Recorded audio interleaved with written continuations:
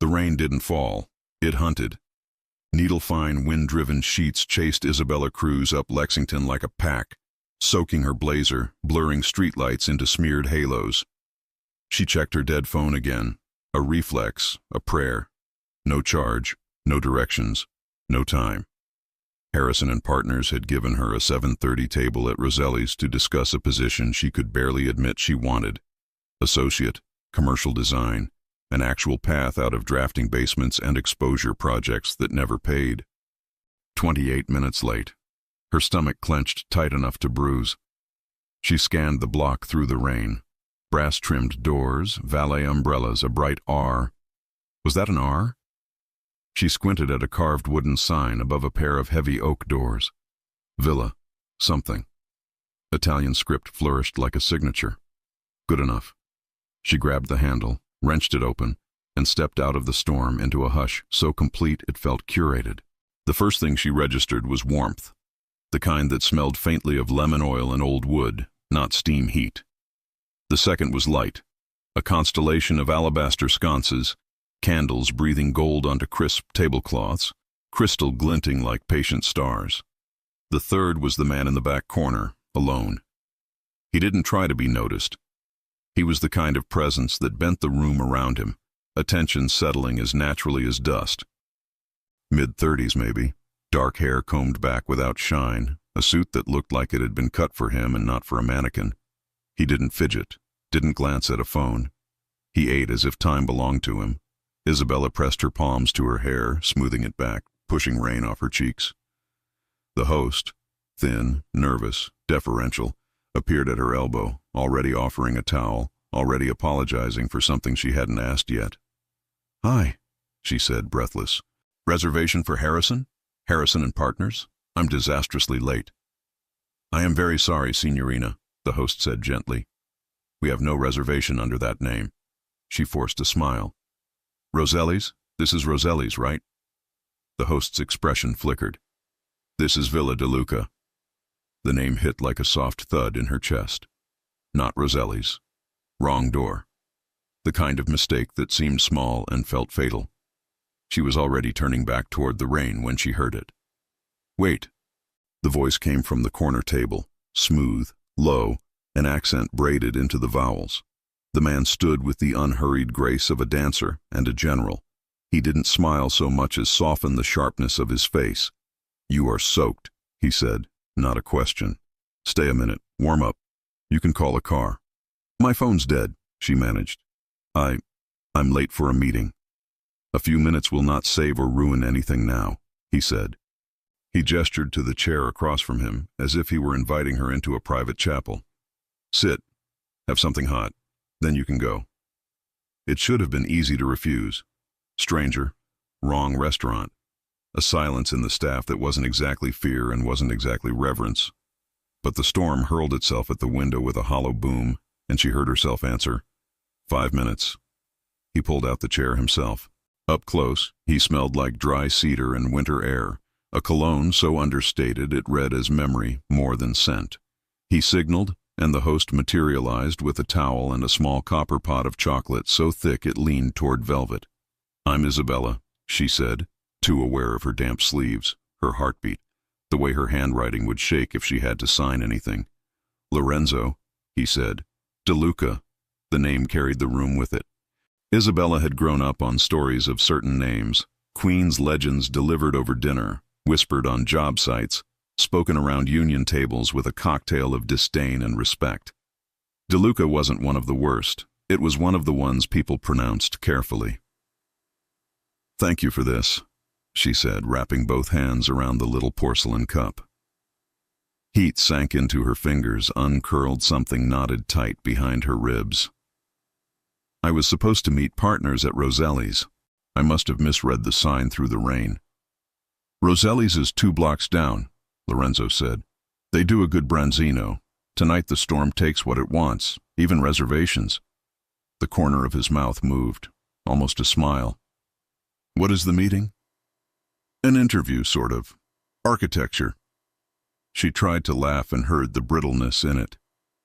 "I design, or I want to design.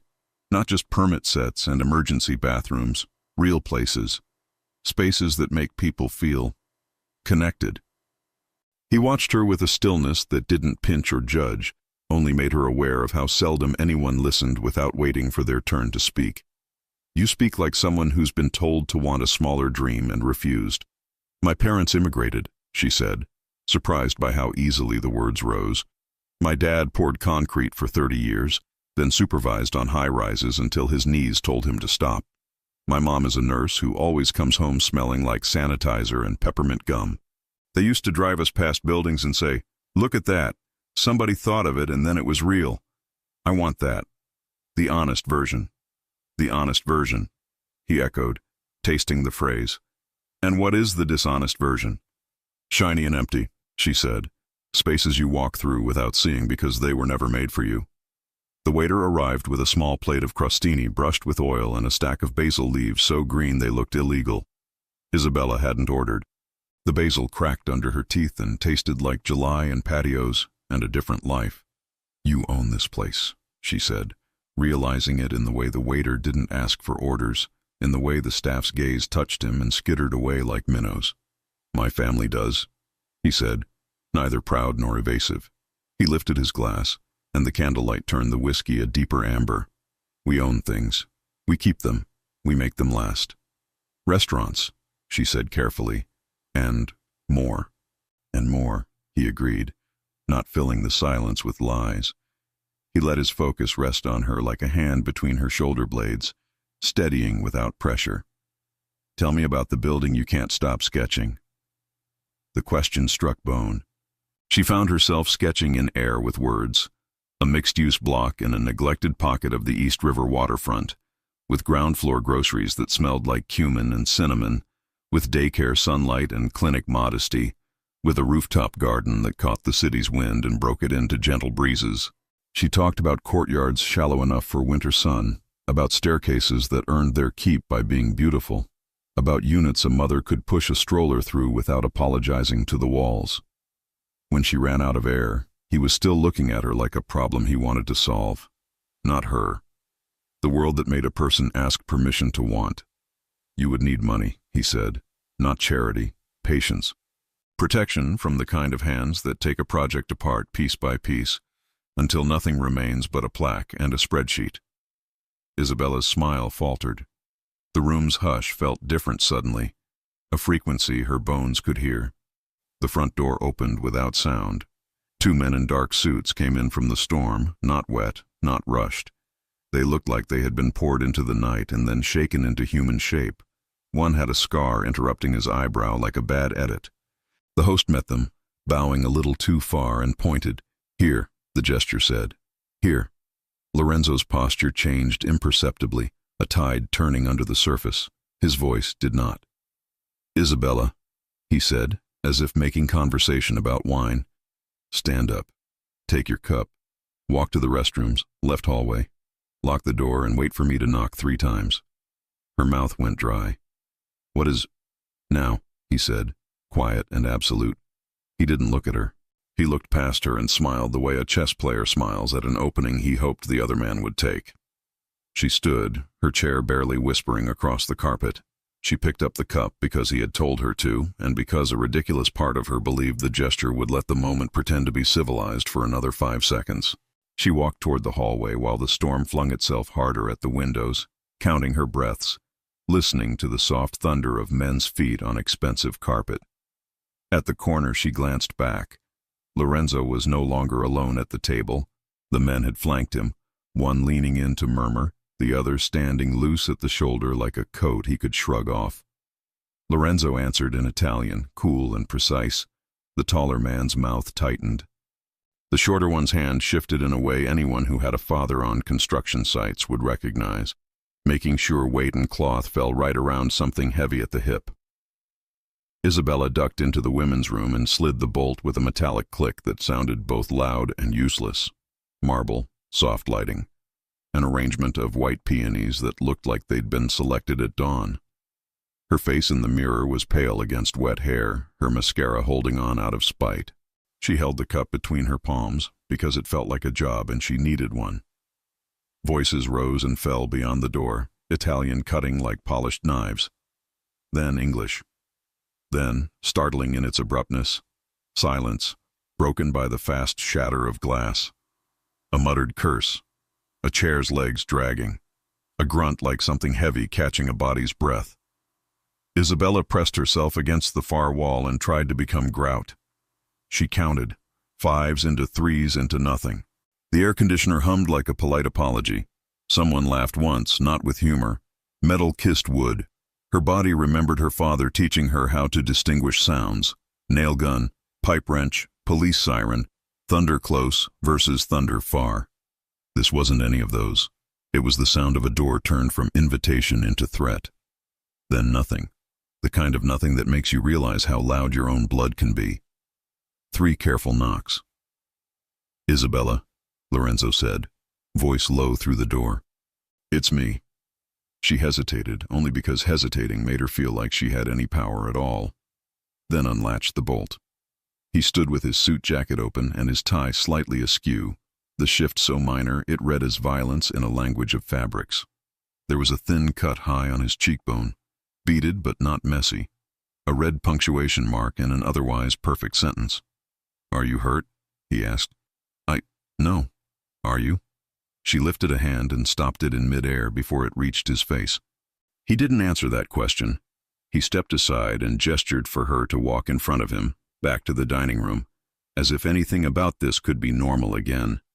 The room had been edited, objects moved a few inches too far to one side, a glass tipped, a chair missing from its pair.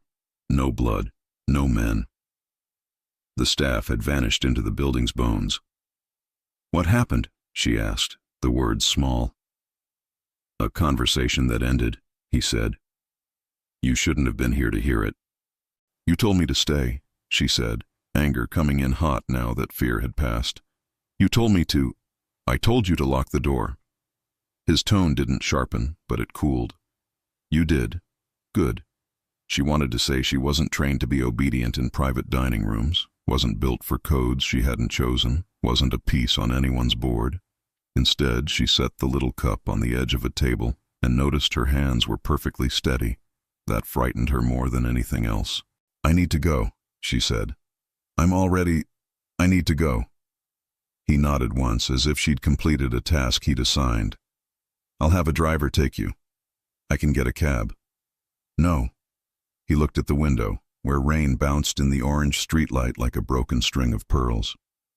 "A car will take you to your door. You will go up without stopping. You will not answer questions. Tonight does not exist. You were never here." Something in the way he said it made her feel claimed, and she bristled. "You don't get to tell me what You were never here," he repeated, softer. Not a command this time, a protection or a curse. "Please." The driver appeared exactly when the door opened, as if the car had been waiting all night for the right scene cue. Isabella slid into the back of a black sedan that smelled like clean leather and new money. Villa de Luca receded in the rear window, its stone facade swallowing rain, light turning its windows into unnamed eyes. On the sidewalk, Lorenzo stood with his hands in his pockets and his face turned up to the storm, as if asking the sky a favor he wasn't used to asking anyone. Her building's lobby looked smaller than it had that morning. The elevator bucked once between floors, and she pressed her shoulder into the wall, counting down from 20 like a child and a surgeon. Inside her apartment, she peeled off wet clothes and stood barefoot on the cheap rug, listening to the heat knock in the pipes like a neighbor. She told herself she would tell no one because there was nothing to tell. A wrong door, a cup of chocolate, a conversation in a language that left fingerprints on silence. Sleep came like a truce that wouldn't hold. When she woke, her phone had decided to forgive her and took a charge. 2 voicemails from an unknown number waited like teeth behind a smile. She deleted the first without listening. She played the second and froze at the voice. "Miss Cruz," a woman said, warm and smooth and edged with something metallic. "This is Sophia Moretti. I work closely with Mr. De Luca. He asked me to deliver something to you personally. It concerns a project you once described. I'll be by your apartment tomorrow at 6. No question, no request. Appointment set by a stranger using her name like a key. Isabella stared at the phone until the screen dimmed and her own reflection looked back at her. Hair tamed, eyes awake, mouth uncertain. She told herself not to open the door. At 5:59, a precise knock, 3 times, not loud. She stood on the other side of wood and paint and limits and thought about a rooftop garden catching the city wind and breaking it into gentleness. About stairs that beg to be climbed. About how easy it is to mistake inevitability for fate. She reached for the chain, curled cold metal in her fingers, and felt the tension snap taut between this moment and whatever waited on the other side. Morning came muted, a pale wash of gray seeping through thin curtains, soft enough to make the night before feel like a fever dream. But the bruised skyline outside Isabella's window told her it hadn't been a dream. The storm had raged, the wrong door had opened, and she had sat across from a man whose gaze could make silence feel like confession. Her apartment smelled faintly of damp wool and cold coffee. The clothes she'd draped over the chair were still damp, and the unfinished sketches on her drafting table looked suddenly naive. Boxes and lines pretending they could keep the world in order. Isabella stood barefoot on the wooden floor, her hair pulled into a loose knot, the echo of Lorenzo's voice still replaying in her head. You were never here. She wanted to believe that. She wanted to erase the night, chalk it up to exhaustion and chance. But every time she blinked, she saw him standing in the doorway of Villa De Luca, rain streaking down the windows, a cut glinting like a warning on his cheek. She shook herself back into routine. Coffee, shower, pressed blazer. Today she would meet Mark Harrison, apologize for missing the dinner, and pray for a second chance. Maybe the universe would be merciful. Maybe. At exactly 9:03, her phone buzzed, a number she didn't know. She froze. The memory of that message, that calm, precise voice, slithered back. Miss Cruz, this is Sophia Moretti. I work with Mr. De Luca. He asked me to bring something to you personally. The words had sounded polite then. Now they felt inevitable. Her instinct screamed, don't answer. Her curiosity whispered, what if you don't have a choice? She silenced the phone and grabbed her bag. Work would anchor her. Walls, blueprints, schedules, they obeyed. Men like Lorenzo did not. The subway was merciless, packed and humming, the smell of wet coats and burnt espresso clinging to the air. Isabella found a seat near the window and let the rhythm of the train blur the city into fragments. Graffiti, brick, strangers' reflections layered over her own. She replayed every moment, the deference of the staff, the foreign words that sliced the air, the way he'd looked at her like he was reading a blueprint only he could understand. Who was he, truly? She'd heard the name De Luca whispered before, in stories her father told when union contracts went missing, when inspectors looked the other way, when projects got approved overnight. But Lorenzo hadn't looked like a villain. He'd looked like a man who understood what it meant to carry weight, and to hide it behind silk and silence.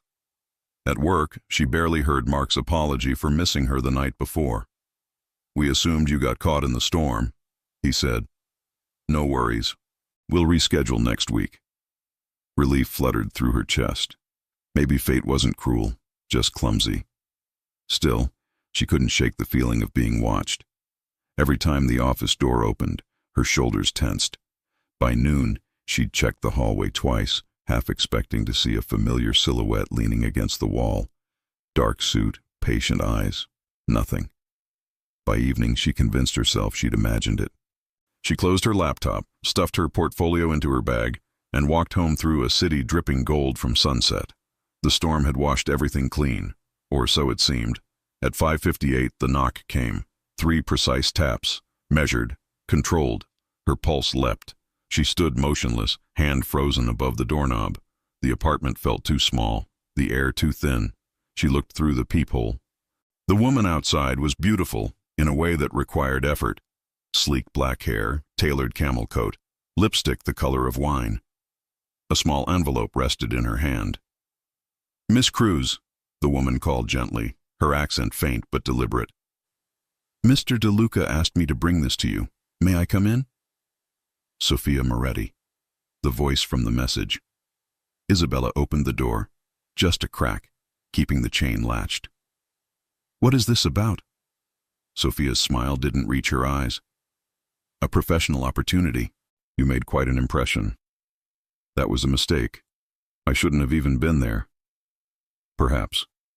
Or perhaps you were meant to walk through that door." Her tone carried the weight of certainty. Mr. DeLuca believes talent reveals itself at the right moment. She lifted the envelope slightly. "May I?" Isabella hesitated, then slid the chain free. Sophia stepped inside as if she owned the air. Her perfume lingered, jasmine and smoke, expensive, assertive. The envelope was thick, sealed with wax. Isabella opened it carefully. Blueprints. Detailed, immaculate, breathtaking. A mixed-use development, exactly like the one she'd described to Lorenzo. Community housing, retail, open courtyards, rooftop gardens. The lines were elegant, the structure ambitious yet humane. Her dream, laid out in precise ink. At the bottom, a note in looping handwriting. For the architect who builds not just walls, but hope. LD. Isabella stared. "What is this?" "A proposal," Sophia said smoothly. "Mr. DeLuca has acquired a block in the East River District. He wants you to lead the design. This can't be real. It's very real. The permits are in motion. The funding is secured. He considers it a collaboration." Isabella blinked. "Why me?" "Because you see more than square footage. You see purpose. And because when Lorenzo DeLuca finds someone he trusts, he invests." The word trusts sounded more like claims. Sophia took a slow look around the apartment, the thrift store bookshelf, the drafting table crowded with sketches, the small framed photo of Isabella's parents in front of a half-built house. "You live simply," she said, not unkindly, but with faint surprise. "You could do more." "I like my life." "Do you?" Sophia tilted her head. "Or do you like believing it's safe?" The question hung between them. "What's the catch?" Isabella asked finally. "Only discretion. Mr. DeLuca's enterprises are diverse. You will not ask unnecessary questions about his investors, and he will not interfere with your artistic vision. And if I say no?"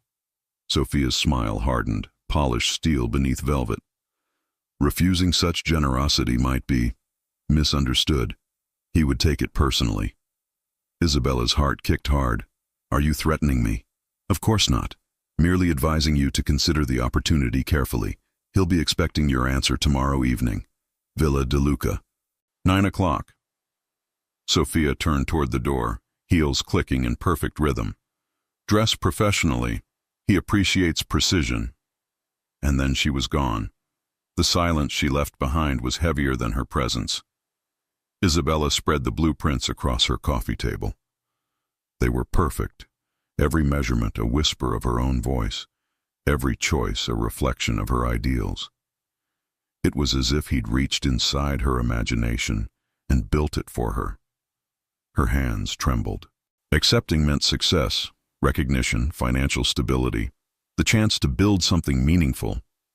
But it also meant entanglement with a man whose business disagreements left shattered glass and silence. Her father's voice echoed from memory. "You build honest, Bella. You sleep straight when the walls are true." But another voice, smooth, deep, unshakable, countered. "Sometimes fate brings us exactly where we need to be, even when we think we are lost." She leaned back on the couch, staring at the ceiling as the city hummed below. The choice before her wasn't about architecture. It was about power, and faith, and danger. The rain had stopped, but something far more unpredictable had begun. Tomorrow night she would walk back into Villa DeLuca, not by accident this time. Still, one question clawed at the edges of her resolve, refusing to fade. If fate had opened the wrong door once, what would it demand when she stepped through it again? The city was alive again. After 2 days of gray drizzle, the night had turned crisp, washed clean by rain and lit with the glow of promise, or warning. From the back seat of the cab, Isabella watched Manhattan glide by like a fever dream she was still trying to wake from. Her fingers toyed with the corner of the envelope, the one she hadn't been able to return, the one that carried her dream, drawn with another man's ink. She'd told herself she was coming to decline, to thank him politely, hand back the blueprints, and walk away with her conscience intact. Yet as the taxi turned onto East 74th, her heartbeat drummed louder than her thoughts, because some part of her, a reckless part that sounded far too much like him, whispered that this wasn't about business anymore. The car rolled to a stop before Villa de Luca, its stone facade rising elegant and unbothered, like the storm had never touched it. Tonight, the restaurant wasn't empty. Couples lingered over wine, laughter soft as candlelight. It could have been any fine Italian restaurant, if not for the men in dark suits posted discreetly near the door, their eyes too alert for hospitality. The maitre d' recognized her instantly. "Miss Cruz," he said, inclining his head. "Mr. De Luca is expecting you." Of course he was. She followed him past linen tables and warm lighting to the same corner where fate had played its cruel trick. Lorenzo stood when he saw her, his expression unreadable, the faintest smile tugging at his lips. Tonight he wasn't merely commanding, he was immaculate. A charcoal suit, no tie, the top button undone, a single cufflink glinting like a secret. "Isabella," he said, "I wasn't sure you'd come. I almost didn't. Yet here you are." His gaze lingered, steady, unflinching. "Sit. Please." She hesitated, then did. The chair creaked softly under her tension. A waiter appeared as if summoned by thought, pouring her a glass of Barolo before vanishing again. Isabella didn't touch it. Lorenzo folded his hands on the table. "Did you look at the plans?" "Yes." "And?" "They're beautiful," she admitted. "Exactly the kind of project I've always wanted to create. But I need to know what I'd be getting into." "Getting into?" "Working with you." Her voice steadied. "Your world, your business, whatever this is." He studied her face, expression calm but eyes sharper than glass. "You're asking if I'm dangerous. I'm asking if you're honest." That earned the faintest smile. "Honesty is a rare currency, but I'll give you what I can. I come from a family that built stability where others built chaos. We protect what is ours. Sometimes protection looks like business. Sometimes business looks like war. But everything I do has purpose." "That sounds like justification." "Maybe." He leaned back. "But tell me, Isabella, have you ever built something that survived bureaucracy without compromise? Every system is corrupt. You know this. Permits are bought. Inspectors bribed. Developers cut corners. The difference is, I don't pretend otherwise." She wanted to argue, but she couldn't.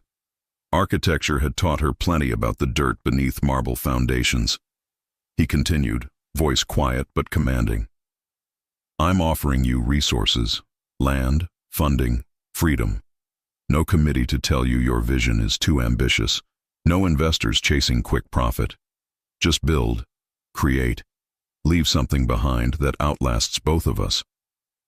"Nothing is free, Lorenzo." "You're right." His gaze softened. "So let's speak plainly. What do you want?" She hadn't planned to list demands. But now, sitting before him, heart pounding in rhythm with the city outside, words rose like a vow. "First," she said, "I have complete creative control. No interference, no last-minute demands to turn it into another soulless glass tower." "Agreed." "Second, every worker on that site gets fair pay, full safety standards, benefits. I won't build on exploitation." His brow lifted slightly. "Of course." "Third, 20% of the residential units stay below market rate for low-income families. This isn't just luxury, it's community." Now he smiled. "You have a generous heart. I have a conscience." "Keep it," he said. "It's rarer than steel." She hesitated, then drew a slow breath.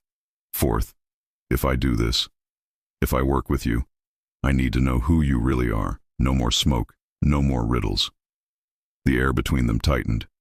The low hum of jazz from the corner faded to a thread. For the first time, Lorenzo looked almost human, torn between instinct and honesty. "My family came from Naples," he began. "My father believed power was responsibility. He taught us to provide what the city denied: security, justice, order. Some call that criminal. I call it necessary. Do you hurt people?" "Only when I must." His answer was immediate, unflinching. "Never for pleasure, never without cause." "That's not exactly comforting.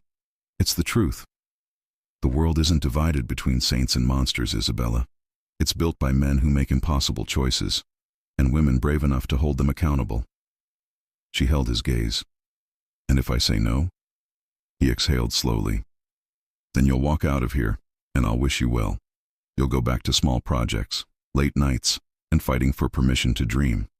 The city will keep swallowing architects with vision and spitting out draftsmen who obey. But your conscience will be clean." She almost laughed, bitter, breathless. "That's manipulation. That's reality." Silence stretched between them, heavy but alive. Her mind raced, ambition clashing with fear, morality with desire. Because the truth was, she believed him. The power, the danger. It wasn't performance. It was gravity. He reached across the table, not to take her hand, but to rest his palm near hers. Close enough for warmth, far enough for choice. "I won't pretend I'm a good man," he said quietly. "But I can promise you this. If you build with me, no one will touch you. Not the banks, not the bureaucrats, not the men who break what they can't control. I'll protect you and what you create." She stared at his hand, the faint scars across his knuckles, the steadiness in his fingers. Power, restrained. "This isn't just a project, is it?" she asked. "No," he said simply. "It's an alliance." The word echoed, heavy and binding.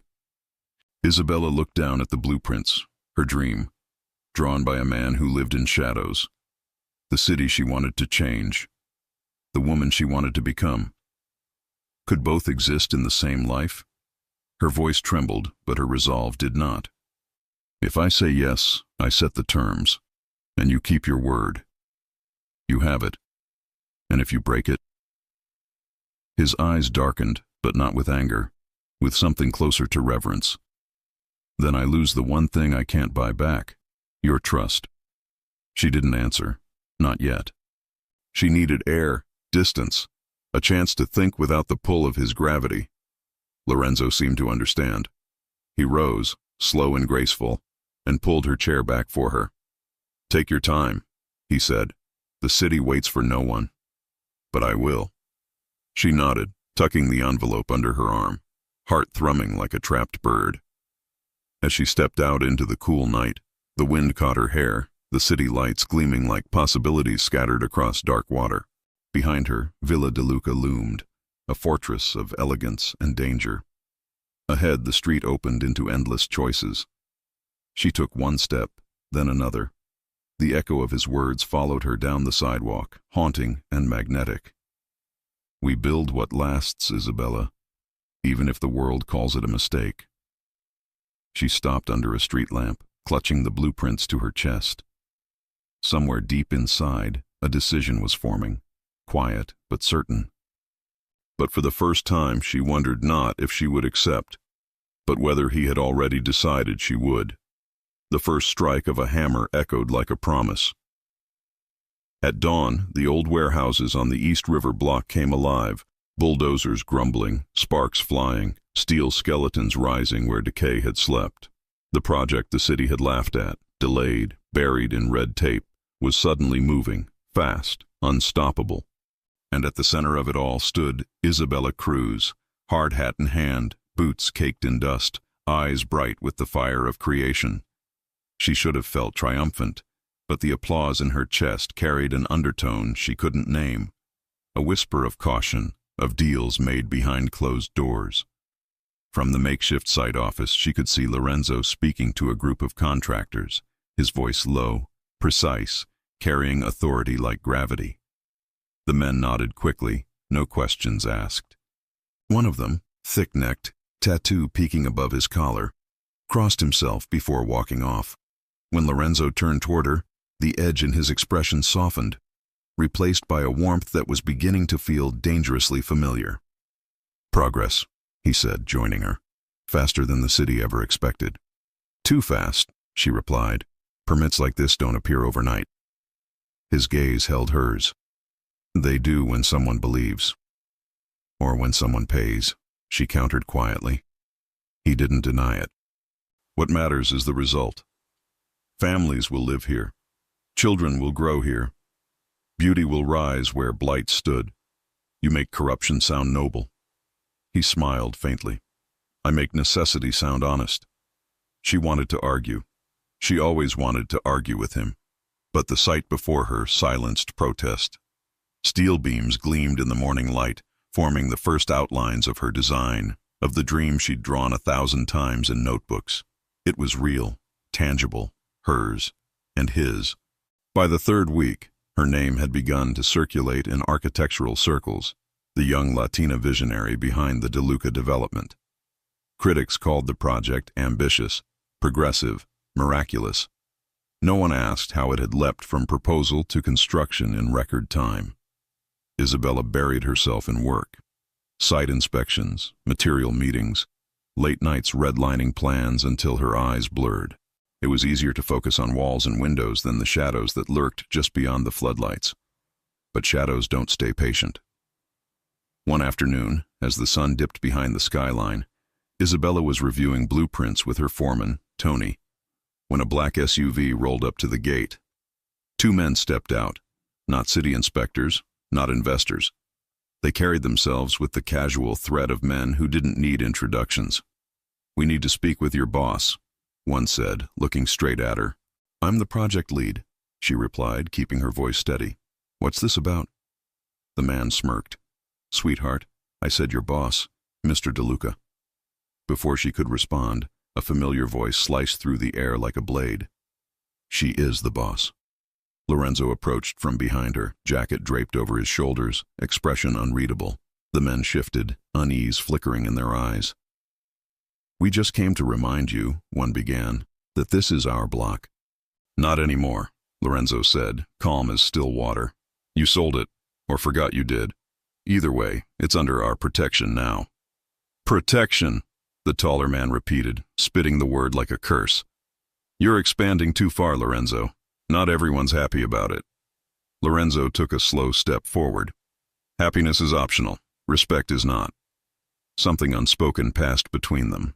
Then, with a muttered oath, the men retreated, sliding into the SUV and disappearing into traffic. Isabella exhaled only when the sound of the engine faded. Who were they? People who confuse nostalgia with ownership. That's not an answer. It's the only one that matters. He turned to her, his tone softening. "You're safe, Isabella, always." Safe. The word clanged hollow, because she'd seen the look in those men's eyes.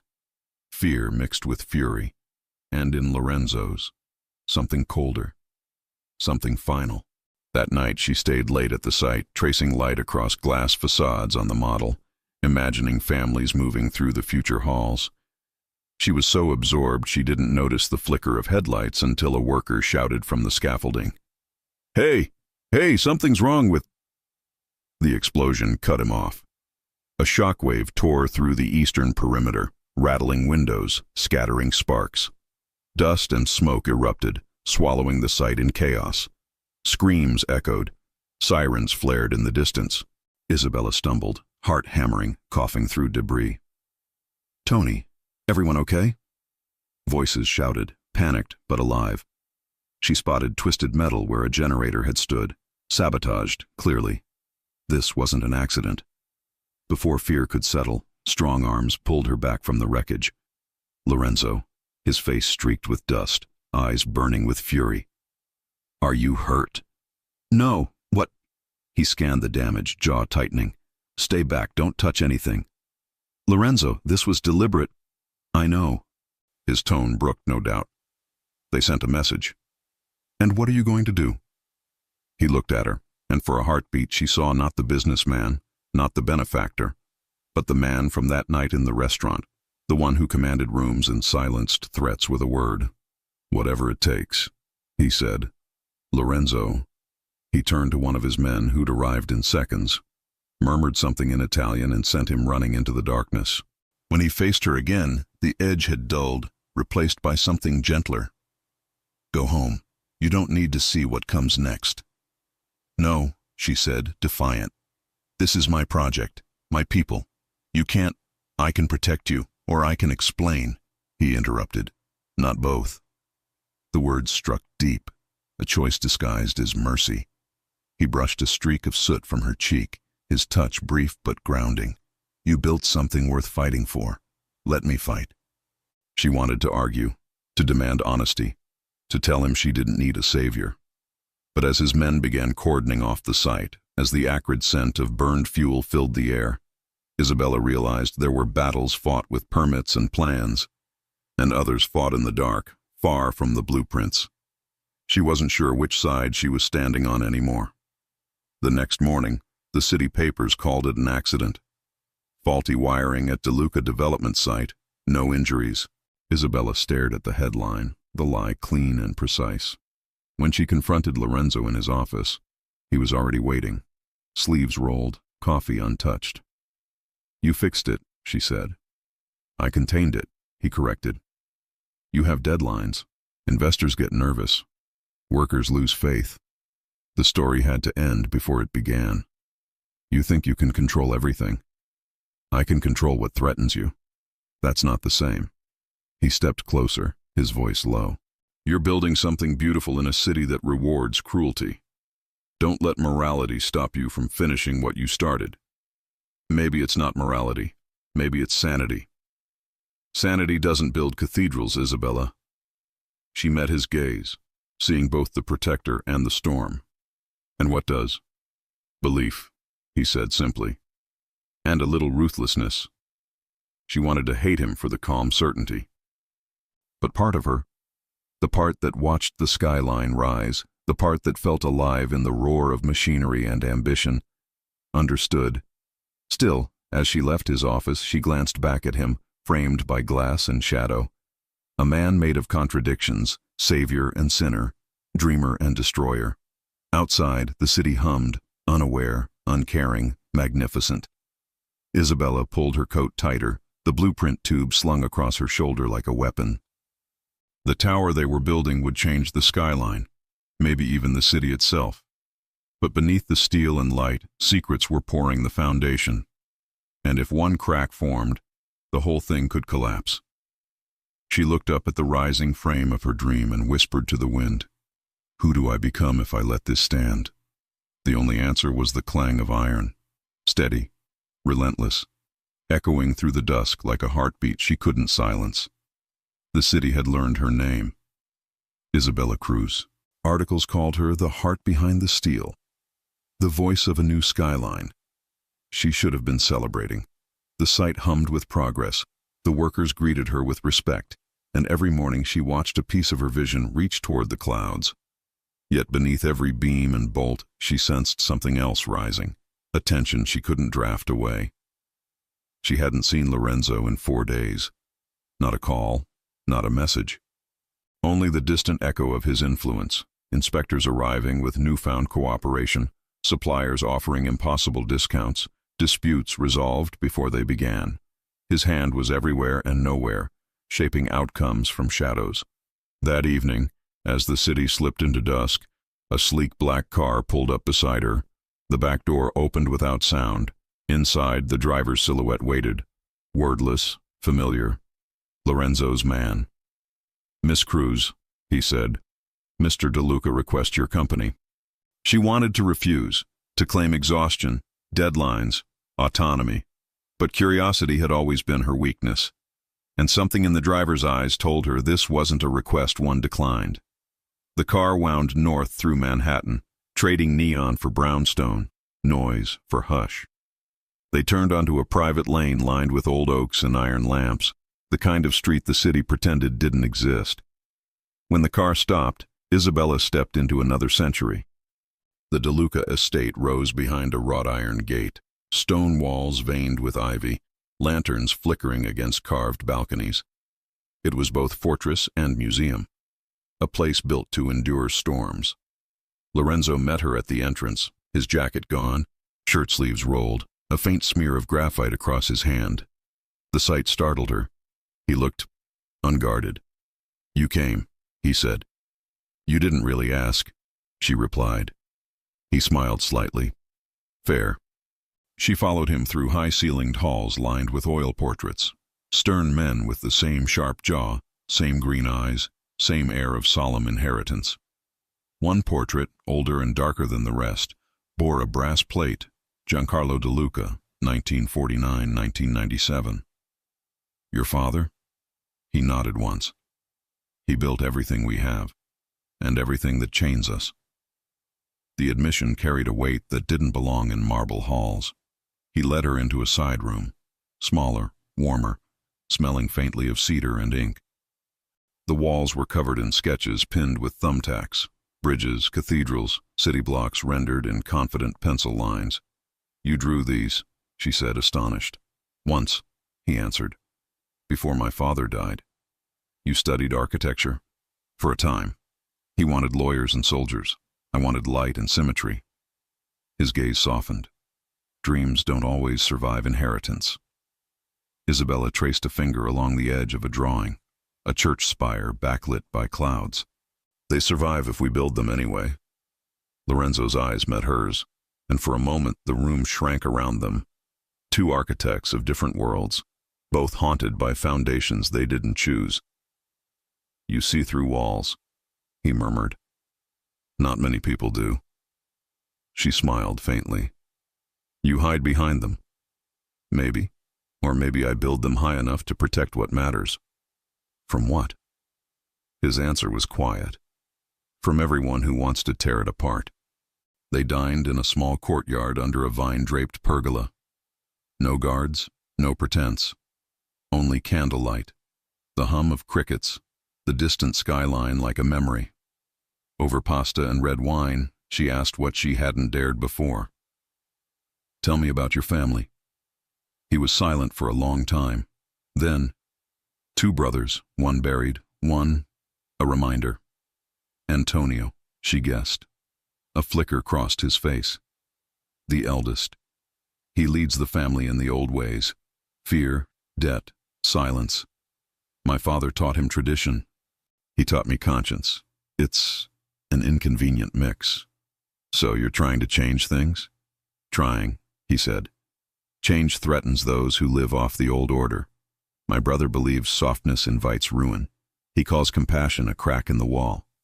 Maybe he's afraid compassion makes you human. Or mortal," Lorenzo said quietly. A wind stirred, carrying the scent of rain and rosemary. Isabella studied him across the table, the way candlelight painted warmth into the angles of his face. For the first time she saw not the commanding shadow who ruled rooms, but the man, the sun, beneath the crown. "What do you believe in?" she asked. He considered. "In loyalty, in beauty, in building something that outlasts the hands that made it." His gaze lingered. "In the rare people who make me want to be better." Her breath caught. "Lorenzo." But the word dissolved as he reached across the table, his fingers brushing hers. Not possession, but promise. The touch was warm, steady, unspoken. For a heartbeat, everything aligned. The pulse in her wrist, the glimmer in his eyes, the impossible hope that love could exist in a place like this. And then, from somewhere deep within the estate, a door slammed. Voices rose, sharp and urgent, cutting through the stillness. Lorenzo stiffened. "Stay here." "What's happening?" He was already standing. "Nothing you need to see." "Don't do that," she snapped. "Don't lock me out of your world when it's already closing around mine." He paused, torn. Then, quietly, "Please, Isabella." The plea in his voice unnerved her more than any order could. He disappeared down the corridor, footsteps fading into echo. Minutes dragged like hours. The wine cooled. The crickets fell silent. Somewhere beyond the walls, headlights swept the windows, too many to be coincidence. Isabella stood, her unease thickening. She followed the sound, voices in Italian, low and harsh. Through an archway she glimpsed them, men in suits, tension coiled in their shoulders, hands twitching near their jackets.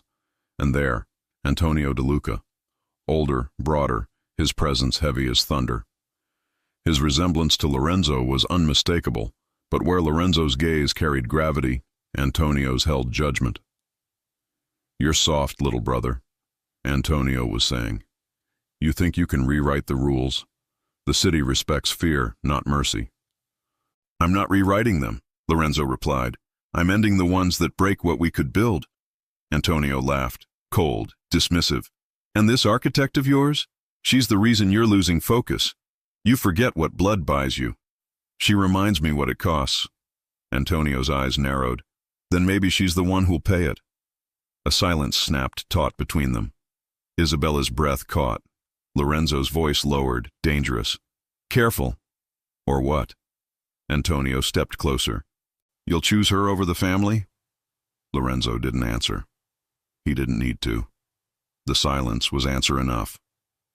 Antonio shook his head, muttering something to his men, then stormed past her unseen, the scent of cigar smoke trailing like a curse.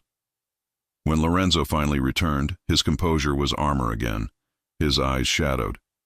"You heard?" "Yes." He exhaled. "Then you know what's coming." "What does that mean?" "It means you should keep your distance. Until this resolves." She bristled. "I'm not a liability you can relocate." "No," he said, almost tender. "You're the only thing I can't replace." The honesty in his voice cut deeper than any command. He drove her home himself. Neither spoke. The city blurred past, a mosaic of headlights and rain. At her building, he walked her to the door, his hand hovering near hers like a question he wasn't ready to ask. "You once told me dreams don't survive inheritance," she said softly. "Maybe they do, if we fight for them." His eyes warmed. "You've never seen how hard a De Luca has to fight." "Then show me." He hesitated, then touched her cheek. Just once, gentle as breath. "Not tonight." When she stepped inside, her apartment felt smaller, quieter, lonelier than before. She poured herself a glass of water, set it down untouched, and turned toward the door. And froze. There, on the floor beneath the mail slot, lay a single object. A cufflink, silver, stained dark at the edge. Her pulse quickened. She knelt, fingertips brushing the faint smear. Dried blood, not hers. She stared at the tiny gleam of metal, the reflection of her wide eyes staring back, and realized something with bone-deep certainty. Lorenzo De Luca's world wasn't knocking anymore. It had already stepped inside. The cufflink glimmered under the weak light like a secret daring to be spoken. Isabella stared at it, heartbeat thrumming against her ribs, the smear of dried blood whispering truths Lorenzo had tried to bury in silence. She turned it over in her hand, silver warm from her skin, and every memory of the past weeks uncoiled. His sudden disappearances, the guarded glances of his men, the explosion at the site. All the questions she'd pushed aside sharpened into one unflinching thought. This was never just business. By the time she reached his office, night had swallowed the skyline. Villa De Luca's windows glowed gold, a lighthouse for the lost, or the guilty. The guards at the entrance stepped aside without a word. They knew her face now. Perhaps they pitied her. Lorenzo stood by the window, jacket draped across a chair, sleeves rolled, knuckles bruised and raw. The city lights reflected off the glass behind him, twin galaxies flickering in his eyes. He didn't turn when she entered. "You shouldn't be here this late," he said. "I found something." He stilled. Slowly, she crossed the room, opened her palm. The cufflink caught the light. "Whose blood?" she asked. Silence. "Don't lie to me." He sighed, weary, resigned, and faced her. A message needed to be delivered. Her voice trembled. "With blood. That's the language they speak. I thought you were different." "I am different," he said, stepping closer. "I don't kill to prove power. I act to keep order. To protect what we're building. To protect you." She recoiled. "Protect me? By dragging me into your war? You're already in it, Isabella. You were the moment you signed your name beside mine. That wasn't consent to violence. It was consent to reality. The words hit like steel. For a long moment neither spoke. The city beyond them pulsed, indifferent. Finally she whispered, "Who are you when I'm not looking?" His jaw tightened. "A man cleaning up the messes others make." "I don't believe that." "Then tell me what you believe." She met his gaze, sharp, searching. "That you want to be better. That you're fighting something you hate. But I can't build a life on half-truths and bloodstains." He closed the distance between them, his presence magnetic, dangerous, familiar. "You're right, you can't. Which is why I'll finish this, soon. Then you'll never have to see this side again. And what if you can't? Then at least you'll know I tried." Something in his tone, the quiet fatalism, broke her. Because beneath the armor he sounded like a man ready to die for something he couldn't name. She reached out before she could stop herself, fingertips brushing his bruised knuckles. He flinched, not from pain, but from surprise. "You think you carry this alone," she murmured. "But every scar you hide leaves a mark on me too." Their eyes met, and the air between them shifted, from confrontation to confession, from fury to something softer. When he cupped her face, it wasn't command, it was reverence. "Isabella." "Don't apologize," she whispered. "Just don't shut me out." He kissed her then, not with arrogance, but with urgency, as if every second was borrowed, as if the world outside could crumble, and he'd still find her in the dust. The city disappeared. The past dissolved. There was only breath, warmth, the surrender of walls that had stood too long. Later, in the dim light of his penthouse, she traced the faint scar near his collarbone, the rhythm of his heartbeat steady under her palm. For once, Lorenzo looked unguarded, no empire, no mask, only the man. "Does it ever end?" she asked quietly. "What?" "The fighting, the fear." He stared at the ceiling. "Peace isn't given, Isabella, it's built, like everything else worth keeping." "And what are we building?" He turned to her, brushing a strand of hair from her face. "A future neither of us thought we deserved." She wanted to believe him. God, she wanted to. But even as his arm wrapped around her, even as sleep pulled her under, a shadow lingered, the memory of Antonio's warning. "She's the reason you're weak." Across the city, in a room where light dared not linger, Antonio De Luca poured 2 fingers of scotch into a crystal glass.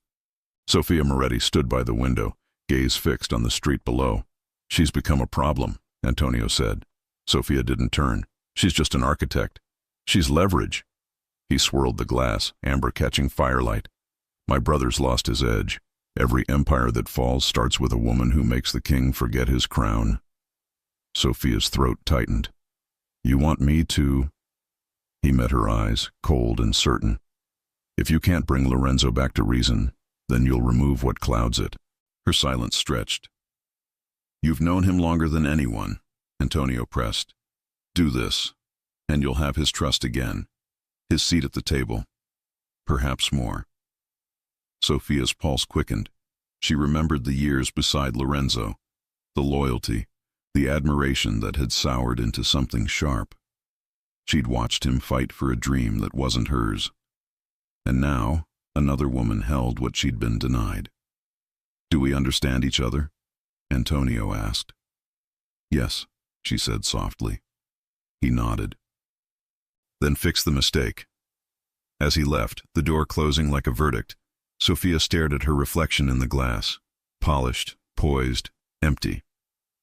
Her mind whispered 2 words she'd long buried, "Not her." But the voice of survival was louder. At dawn, Isabella woke to find Lorenzo gone.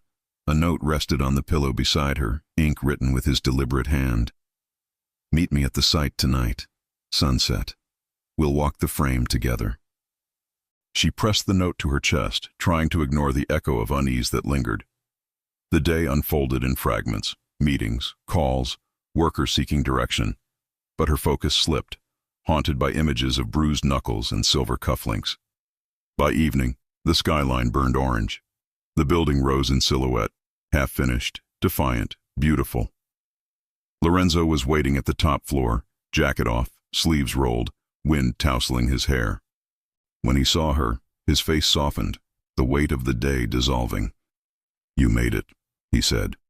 "Always." They walked the length of the steel frame together, the city sprawling beneath them. For a while, they didn't speak. Words seemed small against the horizon. Finally, Isabella turned to him. "When this is done, when it's real, what then?" He smiled faintly. "Then we build another, and another, until this city remembers what hope looks like." "And your family?" His smile faded.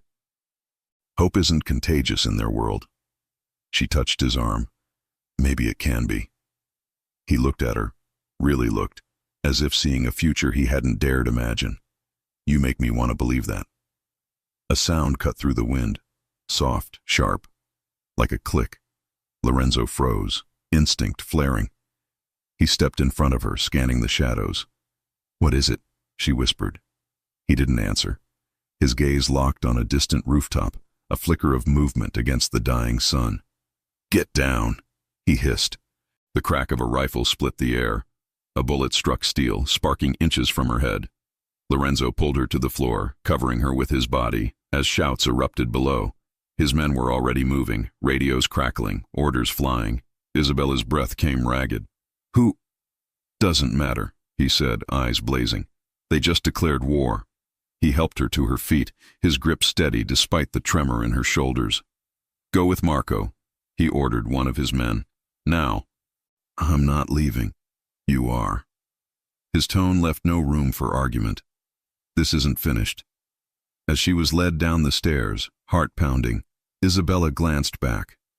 Lorenzo stood at the edge of the beam, wind whipping his shirt, gaze fixed on the skyline, on the unseen enemy that had just tried to take everything. Below, sirens wailed in the distance, and from a rooftop a block away, Sophia lowered the rifle scope, hands trembling, tears burning her eyes. She hadn't pulled the trigger, but someone had. And in the crosshairs of loyalty and love, the storm had finally begun. The city had recovered its rhythm, but Isabella hadn't. A week had passed since the shot rang out on the rooftop, and though the news called it a construction accident, every clang of metal still made her flinch. Workers whispered in corners, their eyes flicking toward shadows. The site buzzed with ambition and fear in equal measure. Lorenzo hadn't spoken of that night again. He doubled the security, reassigned crews, and met her questions with silence sharpened by guilt. The tension between them hummed like live wire, too hot to touch, too charged to ignore. Now, as dusk painted the half-finished tower in amber light, Isabella stood in the skeletal lobby, blueprint in hand, wondering when dreams had begun to look like battlefields. "Ma'am," her foreman called, "delivery for you." She turned. A sleek black envelope rested atop a crate, her name embossed in gold. She opened it carefully, a formal invitation, the kind printed on heavy cardstock that smelled faintly of wealth. "You are cordially invited to the DeLuca Foundation Gala, an evening in celebration of progress and renewal. The Waldorf, Saturday, 8 p.m. Her heart stuttered. There was no signature, but she knew who had sent it. When she showed it to Lorenzo that night in his penthouse, his expression flickered. Surprise, then caution. "You didn't send this?" "No." He took the card, eyes narrowing. "Antonio did." "Your brother?" He nodded once. "He's hosting. Every year, the foundation chooses a project to showcase. He must have chosen ours." "Then this is good, right? A chance to show the city what we're building?" "Maybe. Or maybe he's setting the stage." "For what?" He didn't answer. Instead, he traced the gold lettering with his thumb, lost in thought. "Antonio doesn't do anything without motive. If he wants you there, it's not just to celebrate." "Then we'll go together," she said. He hesitated. "It could be dangerous. So is everything else in my life lately." A small smile ghosted across his lips, admiration laced with fear. "You were never meant for quiet rooms, were you?" "I designed them," she said. "But I live in the noise." Saturday arrived with cruel precision. The Waldorf glittered under chandeliers, marble floors reflecting gowns and tuxedos like a hall of illusions. Photographers lined the entrance, flashes sparking like lightning. Isabella descended from the car in a midnight blue gown that clung like starlight. Her hair swept into soft waves, a silver pendant resting against her collarbone. She looked every inch the architect the city had fallen in love with. Poised, visionary, untouchable. Lorenzo offered his arm. "You take my breath away." She smiled faintly. "That's fair. You take everyone else's." He chuckled, a low, private sound, and guided her inside. The ballroom was a sea of power. Politicians, developers, CEOs sipping champagne while trading smiles sharper than knives. At the center stood Antonio De Luca, flanked by Sofia Moretti, her gown the color of spilled wine. "Brother," Antonio said warmly as they approached, "and the famous Miss Cruz, the city's darling." "Antonio," Lorenzo greeted, voice cool. "I didn't realize philanthropy had become part of your portfolio." Antonio's smile didn't reach his eyes. Even empires need good press. And what better face than hers? Isabella extended a hand. "Thank you for the invitation. I'm honored." "The honor's mine," Antonio said smoothly, kissing her knuckles with old-world charm.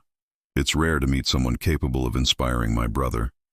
Sofia watched silently, her expression unreadable, except for the faint tightness around her mouth. "Enjoy the evening," Antonio said. "We'll be announcing something special later. Don't wander too far." As they moved away, Isabella whispered, "What's he planning?" Lorenzo's jaw tightened. "Something theatrical. He's always loved an audience." For an hour, they mingled, shaking hands, deflecting questions, smiling for cameras. Investors praised her design, donors toasted urban renaissance. To everyone else, it looked like triumph, but beneath the champagne sheen, tension coiled. Sofia approached while Lorenzo stepped aside to speak with a senator. Her smile was brittle. "You wear the part well," Sofia said. "I'm not playing a part," Isabella replied. "Then you're the only one here who isn't." Isabella tilted her head. "You used to be close to him, didn't you?" Sofia's eyes darkened. "Close enough to know what happens when you become his weakness." "That's not what this is, isn't it?" Sofia's tone softened, almost pitying. "You think love will save him. But love doesn't cleanse blood, Isabella. It stains the hands that hold it." Before Isabella could respond, a sudden hush rippled through the crowd. Antonio had taken the stage. "Ladies and gentlemen," he began, voice rich and commanding, "tonight we celebrate progress, the kind that transforms cities and lives. The De Luca Foundation has always believed in building legacies. And this year, our legacy takes form in the Cruz Tower project." Applause thundered. Cameras flashed. Isabella's pulse quickened. Antonio continued, "A bold vision, led by a bold woman. But courage, like architecture, requires foundation. And some foundations," he paused, letting silence stretch, "are not as solid as they seem." Murmurs stirred. Lorenzo stiffened. Antonio gestured toward the screens flanking the stage. "Transparency is the cornerstone of trust. So let us be transparent." The lights dimmed. Images flickered across the screens, city permits stamped and signed, financial transfers, documents Isabella had never seen. Each bore the same signature, Isabella Cruz. Her breath caught. "These," Antonio declared, "are falsified records, approved under Miss Cruz's name, tied to accounts linked to less than reputable sources." A wave of gasps rippled through the room. Lorenzo stepped forward. "Enough." Antonio's smile widened. "Am I wrong, brother? Or has your architect been busy laundering your goodwill through illegal contracts?" Isabella's knees threatened to give. "Those aren't mine. I know," Lorenzo said sharply. "He forged them." Antonio spread his arms. "Prove it, or admit the truth. Love makes fools of us all." The room buzzed, guests whispering, phones already flashing. Reporters edged closer like vultures scenting blood. Lorenzo moved fast, taking Isabella's hand, pulling her toward the exit. "We're leaving. Lorenzo! Now!" They burst into the marble foyer, security flanking them. Outside, the night air hit cold and electric. A car waited at the curb. Lorenzo's, engine idling. He opened the door for her, scanning the street, every muscle tense. "Get in," he ordered. She hesitated. What if this is exactly what he wanted? Before he could answer, a sudden roar tore through the night. The explosion shattered the sky. Glass rained down like stars, the force knocking her off her feet. Heat seared the air. The car, the one meant to take them home, was engulfed in flame. Lorenzo shielded her, arms wrapped around her as alarms wailed. People screamed, chaos bloomed. Through the haze, she saw Sofia standing near the entrance, face pale, eyes wide, frozen between guilt and horror. Lorenzo turned, fury etched in every line. "He won't stop," he hissed. "Not until one of us is gone." Smoke curled into the sky, carrying the scent of scorched metal and betrayal. Isabella clung to him, shaking, the truth dawning cold and cruel. The war Antonio had promised was here, and she was no longer a bystander. She was the target. Morning broke through the smoke. Manhattan's skyline shimmered under a pale sun, but every news screen screamed the same headline: "Explosion at DeLuca Foundation. Gala, arson or assassination. Architect under fire. Isabella Cruz implicated in corruption scandal." Her face filled every feed. A freeze frame from the gala, blue gown, stunned expression, innocence mistaken for guilt. By noon, reporters had gathered outside her apartment, microphones thrust like weapons, questions slicing through the air. "Did you falsify city records? Were you involved in the explosion? Is Lorenzo DeLuca funding illegal projects?" She didn't answer. She couldn't. The city she wanted to build for was tearing down her name one headline at a time. Inside, curtains drawn, she watched the coverage with trembling hands. Her phone buzzed endlessly. Colleagues, clients, even her mother, each message a wound. When the door opened without a knock, she didn't flinch. Only one man would ignore locks. Lorenzo stepped in, dark suit dusted with ash, eyes rimmed with sleepless fury. Behind him, two of his men stationed themselves by the windows, silent sentinels. "You're on every screen," he said quietly. "I noticed. I'm pulling you out of the city. I have a place upstate." "No." He froze. "No? I'm not running, Lorenzo. Not from this, not again. They're framing you. The police will follow the money trail Antonio planted. The press will eat it. You'll be crucified. Then we fight back." Her voice cracked but didn't break. "You said this project was about hope, about rebuilding. Let me prove it. Let me finish what we started. You don't understand what Antonio is capable of. I do now." She stepped closer, eyes steady. "And if I let him destroy me, he wins. If I vanish, I become exactly what he says I am. Guilty, weak, disposable." He stared at her, the woman who'd walked into his storm by accident and now refused to leave it. "You're not disposable," he said softly. "You're the only thing I can't afford to lose." "Then don't protect me," she whispered. "Stand beside me." The next days blurred into a battle fought on too many fronts. Lorenzo met with lawyers and city officials in dimly lit offices, his presence alone enough to bend stubborn wills. Still, Antonio's influence was deep. Permits revoked, accounts frozen, allies turning cautious. Isabella spent her hours assembling evidence, receipts, design drafts, correspondence, every scrap of proof that the project was clean. Sleep came in fragments. Food turned to dust. Rumors spread faster than truth. Anonymous sources spoke of Mafia ties, bribed inspectors, shadow money. The development board postponed hearings. Construction halted. And still, she refused to break. One night, as rain streaked the windows, a knock echoed through her apartment. Lorenzo was away, meeting with someone, off the record. She opened the door cautiously. Sofia stood on the threshold, drenched and shaking. "Before you slam it," Sofia said, voice raw, "let me explain. You tried to kill me." "I didn't." Sofia's eyes glistened. "I was there, yes, but I didn't pull the trigger. I couldn't. Then who did? Antonio's men. He never trusted me to finish the job. He wanted witnesses, wanted me complicit. Why come here? Isabella demanded. Guilt? Because you need proof, and I have it. Sophia reached into her coat and pulled out a flash drive, sealed in plastic. Security footage from the Gala's garage. Shows Antonio's car, his men, the detonator. Isabella hesitated. Why help me now? Sophia's voice cracked. Because I used to love him too. And I know what it costs. For a heartbeat, they stood in silence. Two women bound by the same storm, both bruised by the same man. Come in, Isabella said finally. Sophia stepped inside, dripping water onto the floor. He won't stop, Isabella. He's already planting the next story, that Lorenzo ordered the hit himself to silence you. That's a lie. That doesn't matter. He owns the Echo. By the time truth catches up, the world's already moved on. So we move faster, Isabella said. We take this to the press, to the board, to everyone. Sophia hesitated. If you do this, you're painting a target on your back. I've been a target since the night I walked into that restaurant.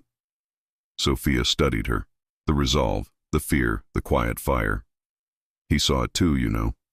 That's why he fell for you. Then help me make sure he doesn't lose everything because of me. Sophia nodded, something like peace flickering across her face. Tomorrow morning, Channel 4, I'll arrange it. As she turned to leave, Isabella touched her arm. Sophia, why stay in this world? Sophia's smile was bitter. Because it's the only one that ever saw me. That night, Isabella found Lorenzo in his study, sleeves rolled, maps and ledgers spread across the table. The air smelled of coffee and gun oil. She told him everything, Sophia's visit, the footage, the plan. When she finished, he stood silent, gaze fixed on the flickering lamplight. You trust her? He asked. I don't have to. I trust the evidence. He nodded slowly. Then we use it. Not we, she corrected. Me. I'll go on record. I'll clear my name. That makes you bait. I'm already bait. At least this way I choose the hook. He crossed the room, hands settling on her shoulders. Steady, warm, heavy with fear. If anything happens, it won't, she said, because you'll be watching.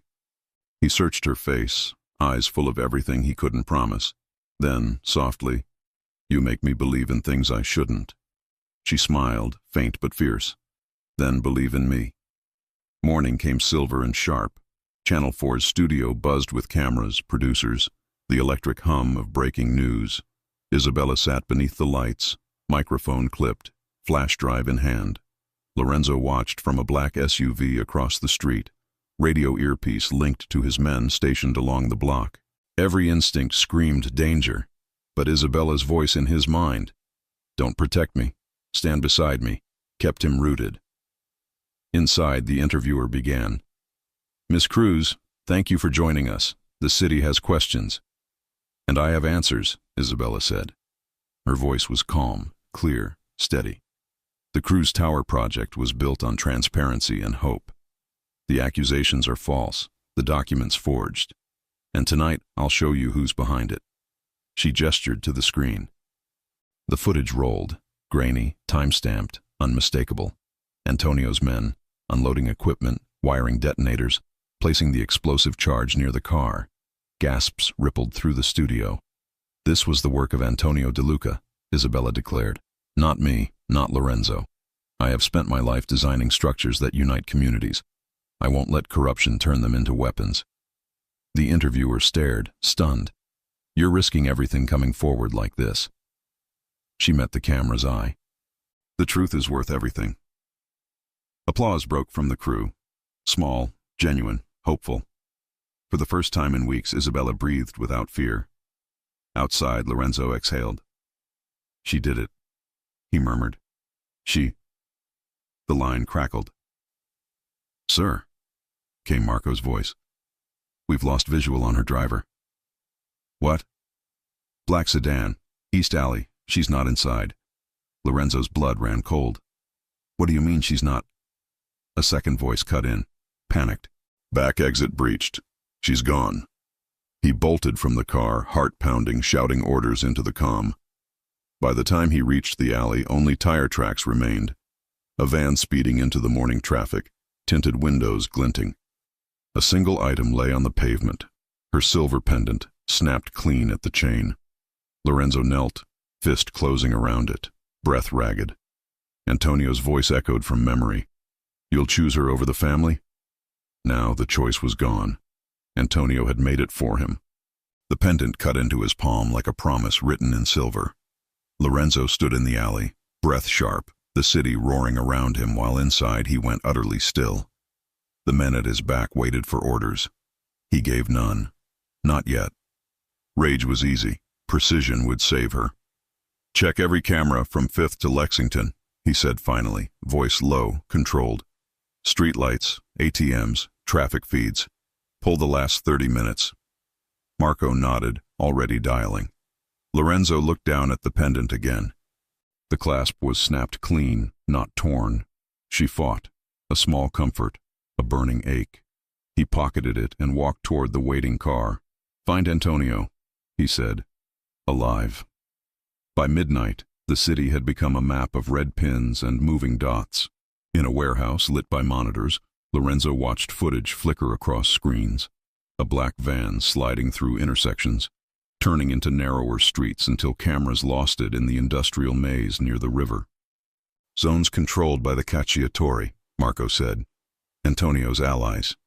"Then he's there," Lorenzo answered, "or wants you to think he is." Lorenzo's eyes stayed on the screen. "Let him." He turned away, jaw set. "Double the men at every route in and out. If he wanted a trap, he'll get a war instead." Marco hesitated. "Sir, he knows you. He'll use her to slow you down." "That's his mistake," Lorenzo said. "He thinks love makes me weak. It makes me precise." Isabella woke to the hum of generators and the taste of dust. The room was small. Concrete walls, one light bulb, a locked door. Her wrists were bound, but loosely. They didn't expect her to fight. She sat up slowly, breathing through the panic. Her mind cataloged details, distance between sounds, airflow from the vent, the faint smell of river water. She'd studied spaces her whole life. Even a cage told a story. A figure appeared in the doorway. A man in a leather jacket, mid-30s, eyes wary rather than cruel.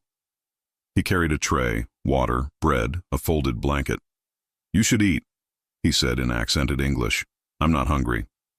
"Still, you'll need strength." "Why am I here?" He hesitated. "Because the boss wants your man to come." "And you think he will?" He looked at her. Really looked. "He's DeLuca. He always comes." She studied him in return. "What's your name?" "Luca." "You don't seem like the others." "I follow orders," he said. But the way his gaze flicked away told her there was still something human left beneath the loyalty. When he left, she began counting breaths, tracing cracks in the wall, anything to anchor herself. Somewhere beyond that door, Lorenzo was already moving. She could feel it, the same way she felt the weight of the city overhead, steel and heartbeat, grinding forward toward something inevitable. At dawn, Lorenzo met Sofia in an abandoned chapel near the waterfront. She'd come alone, hood pulled low, eyes hollowed by fear and guilt. "He has her," Lorenzo said. "I know." "Where?" Sofia shook her head. "He moves her every few hours, keeps no pattern. I tried to track the signal from his car, but enough excuses." His voice cracked like a whip. "I'm trying to help you," she snapped back. "You think you're the only one who cares what happens to her? Antonio's losing control, Lorenzo." "He's desperate. He wants you angry." He got what he wanted. She stepped closer. "Then use it, but smart. He's expecting a frontal strike. That's why he left a trail." Lorenzo's eyes narrowed. "So you brought another?" She nodded, sliding a flash drive across the pew. "Coordinates. From a courier he trusts. It's where he sleeps when he doesn't want to be found." He pocketed it. "Why are you doing this?" Sofia's voice softened. "Because once, I thought I could save you from what you were. She's the first one who actually might." Their eyes met, the ghost of their past hovering like incense smoke. Be careful, Sophia, he said. If Antonio finds out. He already knows, she murmured. I'm out of time. By afternoon, Isabella heard the argument beyond her door. Antonio's clipped Italian, a reply sharp as flint. Then silence, then footsteps receding. When Luca returned, his jaw was tight. We leave tonight. Where? He didn't answer. Instead, he knelt and loosened her bindings just enough for blood to flow. Don't try to run, he warned. I won't. But as he turned away, she whispered, You have someone waiting for you? He froze. My father used to say men with nothing to lose make the worst guards. You don't seem like one. He sighed low. I had a daughter. She died last winter. Fever. I'm sorry, Isabella said. Then you know what this will do to him. He didn't move. Didn't speak. Just closed the door a little too slowly. She waited until the footsteps faded, then slipped the hairpin from her braid. It wasn't much, but steel was steel. She began working at the rope, heart steady, breath slow. Every plan she'd ever drawn had begun with a single line. This would be hers. Night spread across the river like spilled ink. Lorenzo stood on the docks, black coat snapping in the wind, men positioned in the shadows, silent, armed, waiting. Marco approached, radio in hand. Scouts confirmed 2 vans, 5 men. She's inside. Lorenzo checked his weapon, movements precise. No mistakes. We go in quiet. Get her out. No one fires unless I say. Marco hesitated. And Antonio? Lorenzo's gaze hardened. If he stands in my way, he's not my brother anymore. They moved out, shadows among shadows, boots whispering over gravel. The warehouse loomed ahead, hulking and dark, windows like blind eyes. Lorenzo signaled. 2 men cut the power. The building sank into blackness. Inside, Luca looked up at the sudden silence. He turned toward Isabella and froze. The ropes lay in coils at her feet. The hairpin glinted in her hand. You shouldn't have... Help me, she said. He shook his head. They'll kill us both. Then let's give them something else to aim at. He stared, torn. Then slowly, he pressed a finger to his lips and nodded toward the back wall. There's a service door, leads to the docks. Footsteps thundered above. Antonio's men, alerted by the blackout. Luca grabbed her wrist, pulling her into the shadows. Outside, Lorenzo's team breached the front, a flash of steel and whispered orders. Gunfire shattered the stillness. Isabella ducked behind a beam, heart hammering. The door ahead burst open. Lorenzo, eyes blazing, sweeping the room. Isabella! She stumbled forward. Here! He reached her in 2 strides, pulling her close, scanning for blood. Are you hurt? No, but... A voice cut through the chaos. Little brother. Antonio stepped from the mezzanine, flanked by armed men. Smoke curled around him, eyes gleaming like a wolf in torchlight. You brought an army for a woman, he sneered. I brought one to end you. Antonio laughed, raising his gun. Then do it. Show them what kind of king you are. Lorenzo leveled his weapon, finger trembling, not from fear, but memory. You killed my peace. You touch her again. I kill my blood. You already did, Antonio spat, when you chose her. The standoff crackled, air heavy with gunpowder and history. Then, a shot, not Lorenzo's. Antonio staggered, shock flashing across his face, hand clutching his side. Behind him, Sophia lowered her pistol, tears streaking her cheeks. I told you, she whispered. I'd fix my mistakes. Antonio fell, the light leaving his eyes like dusk fading to night. Lorenzo stared, grief, rage, relief colliding. Sophia met his gaze once more. Go, before they regroup. Luca appeared at Isabella's side, pressing the service door open. Now. They ran, through smoke and shadow, into the night air sharp with salt and sirens. By the time they reached the docks, reinforcements swarmed the warehouse. Lorenzo turned back once, watching the flames begin to climb, an empire burning from its own cracks. Isabella gripped his hand. It's over, she whispered. He shook his head. Not yet. The city still thinks we're guilty. Then we'll build again, she said. But this time, with light. Sirens wailed closer. The sky flared red, and somewhere behind them, the lion's den turned to ash, along with the last bond between brothers. The city awoke to sirens and headlines, but for the first time in months, Isabella Cruz didn't flinch at the sound. The truth had finally clawed its way into the light. Footage from the raid, Sofia's confession, Luca's testimony, Antonio's long shadow collapsing, had made its way to every newsroom, every courtroom, every whisper in the streets. By noon, the anchors spoke her name with reverence, not suspicion. New evidence clears architect Isabella Cruz of wrongdoing in the De Luca project scandal. Sources confirm Antonio De Luca was behind the falsified permits and attempted assassination. The world had changed overnight. So had she. Still, vindication came with weight. Sofia was gone, surrendered to the police before dawn, leaving a single note in Lorenzo's hand. Tell her I'm sorry. And Antonio's empire, inherited by violence and hollowed by pride, now belonged to a man who wanted nothing to do with it. Lorenzo stood beside Isabella on the balcony of her apartment, sleeves rolled, sun rising over the skyline they'd fought to reclaim. For once, his eyes held no calculation, only quiet exhaustion and relief. It's over, she whispered. He shook his head softly. No, it's beginning. In the weeks that followed, the city watched something extraordinary unfold. The Cruz Community Center rose from the ashes, steel beams glinting like resolve, glass panels catching dawn's light like redemption.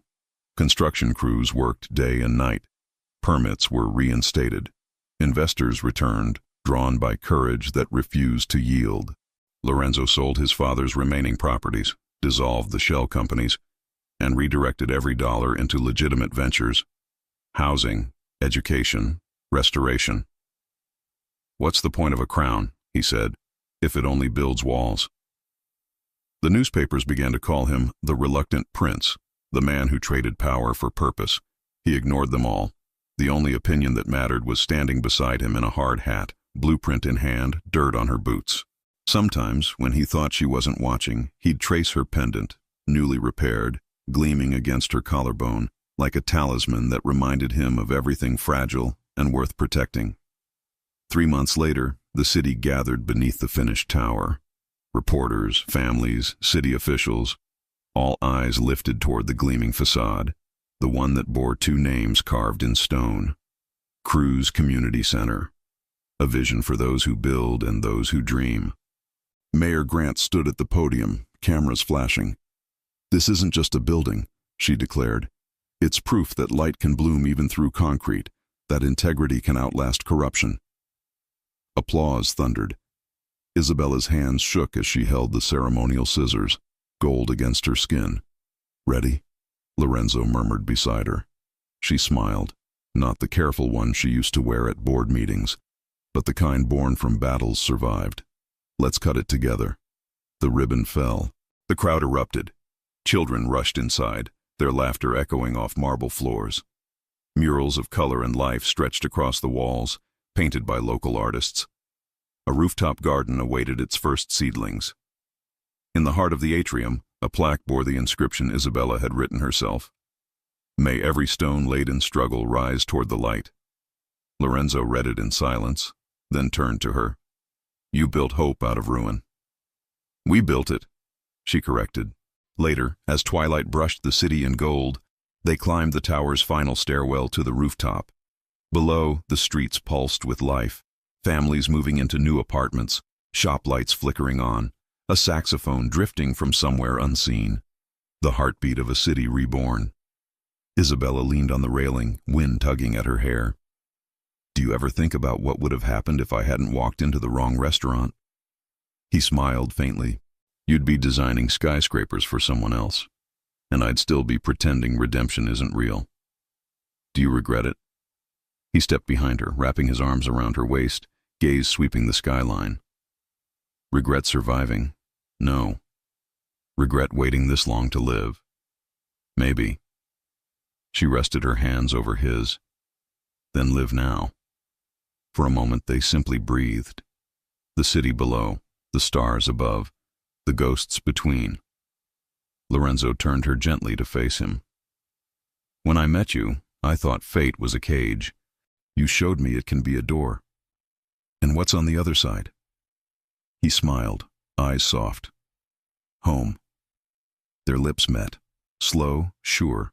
No fire this time, only warmth. The kind of kiss that mends rather than burns. When they parted, Isabella glanced toward the skyline. Cranes and rooftops silhouetted against a horizon painted with possibility. So what now? She asked.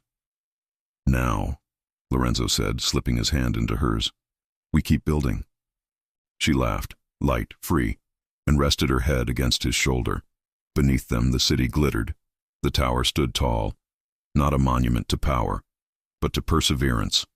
Some wrong turns, she thought, don't lead to dead ends. They lead to destiny.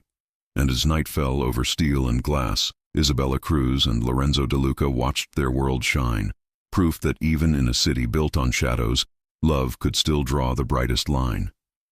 If you enjoy stories like this, take a moment to subscribe to the channel. That's how I'll know you truly liked it. Even if you're watching on your TV, grab a second to join this family of fans who love emotional and heartfelt stories. Your support means everything, and it helps us bring you even more tales like this one.